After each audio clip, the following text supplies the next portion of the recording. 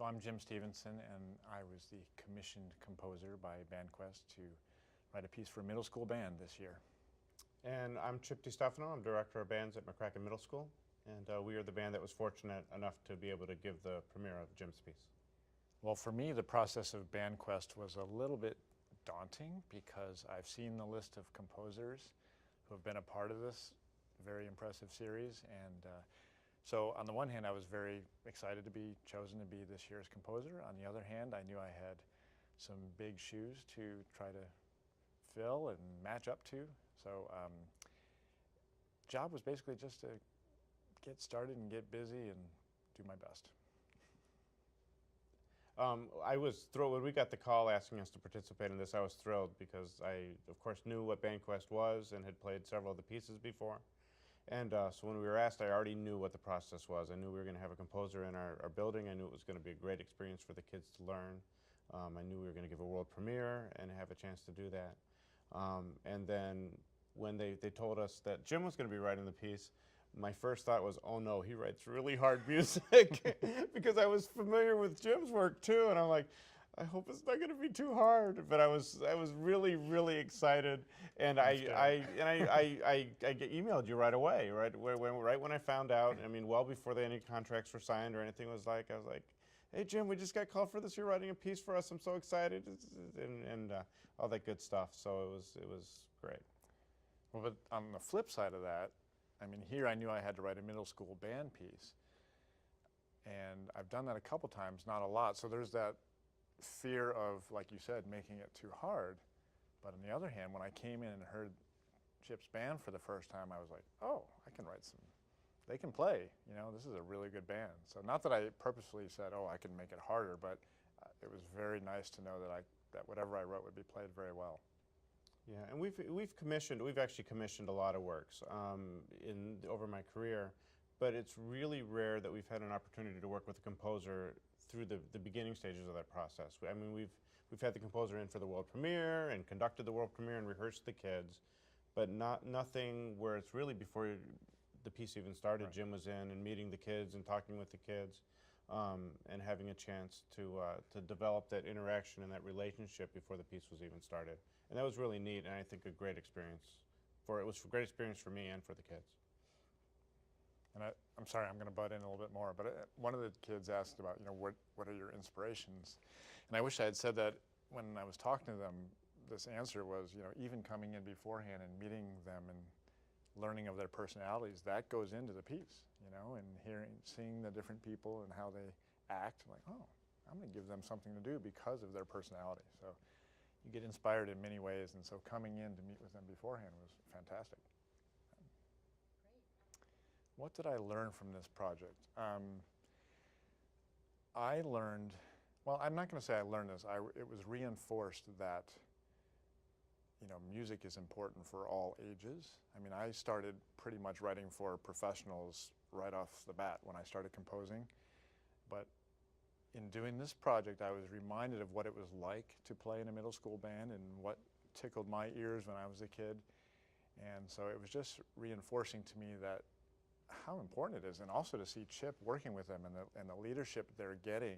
I mean, we think as we get older, well, we're in our, you know, I'm in my mid-40s now, so that's what I'm thinking about. And we forget that there are still people who are 10, 11, 12, 13, 14. And so to see this kind of program was invigorating, inspiring, and you know, made me want to do the best I could even more. Well, for me, I hope you know, I want them to love music, and I hope that as part of this, they love music. I hope they love Jim's music. I hope they go on his website. I hope they check out his other stuff.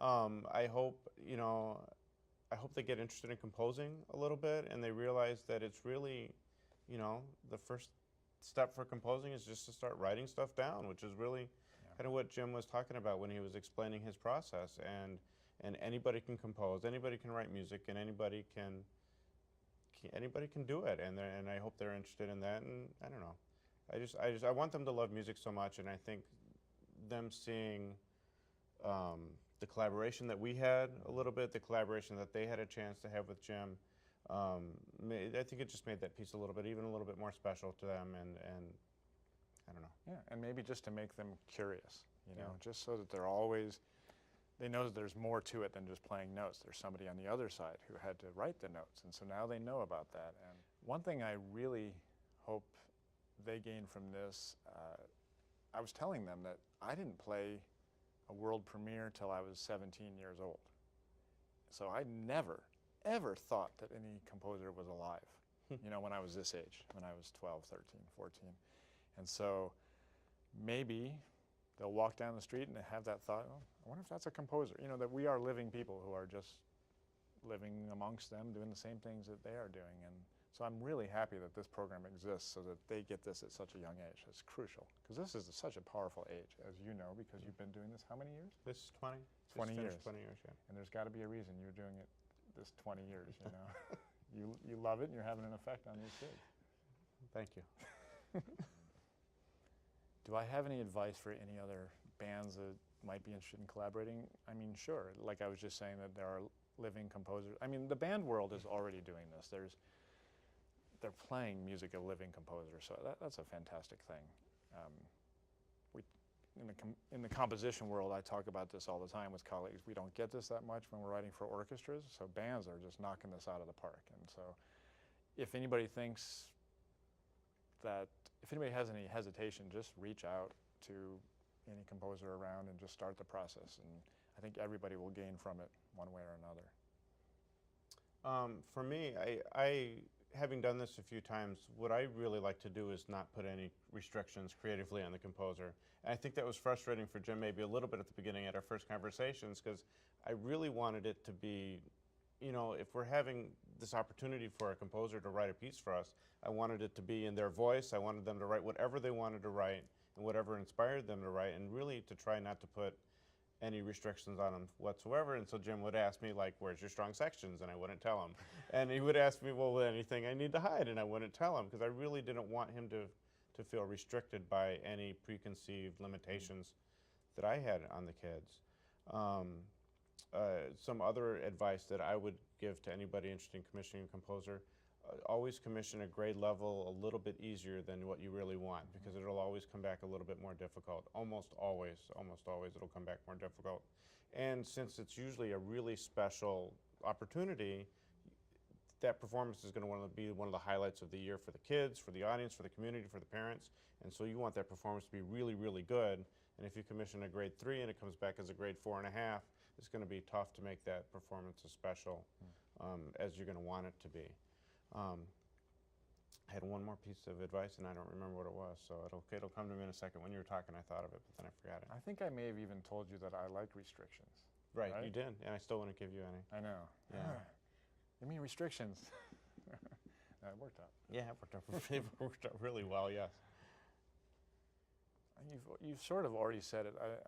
I am wondering, like, when you got this piece, you know, what, not necessarily your first reactions, but you had a chance to digest it. I mean, were you scared about some of it? Were you excited about any of it? I mean, what sort of were your reactions to it? Well, I was nervous before I got it, because I knew in advance that we only had about 2 weeks to put it together.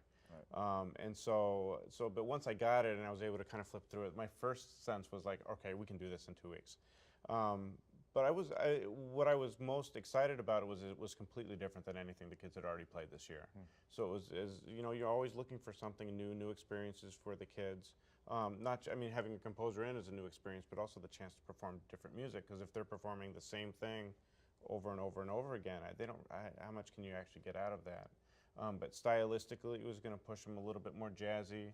We're going to ask them to leave their comfort zone in several different ways throughout that process.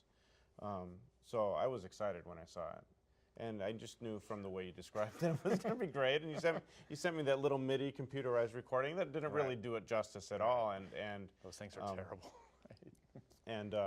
So when we read it, I was like, oh, this is going to be great. And then it just kind of, each time we played it, I liked it even more. And then I knew it was after like 3 days, when I was really like liking it more and liking it more and liking it more, I knew we had a really great piece. And I've been kind of describing it. There's a lot of novelty aspects of it with all the kitchen utensils and all the puns and all that stuff, but it's not a novelty piece. This piece stands on its own artistic merits. If you had decided not to use any puns, if you decided to use just standard percussion equipment, it would still be a great piece. And I think that's what excites me about the piece more, and that's why I think it'll be really successful, and I hope it's really successful for BandQuest and for Jim, and that's kind of what I think. I think the community, the middle school community, it's certainly playable by high school bands and relevant and appropriate for high school bands as well. Will like the piece. It's good to hear.